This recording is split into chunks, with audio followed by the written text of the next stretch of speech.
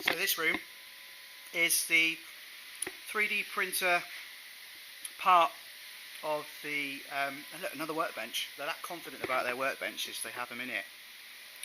So this is the rails of the X and Y. So they have to glue these with a 3M glue for it to work, and it takes about 24 hours for that to go off. This is what they've come up with that mines metal. This is a plastic material. I can't remember the name, guys, sorry, I've had so much information today.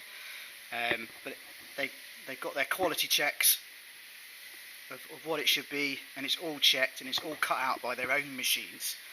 This is what I find absolutely amazing about Yeti, is they've not only come up with a massive product for workshop, mobile, robotic, carpenters and joiners, is they make all their own parts in the UK.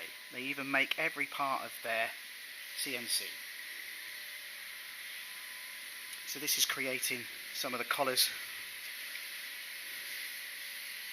there.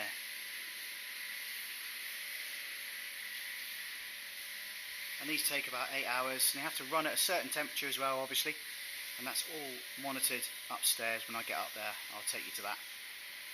But another proof that all their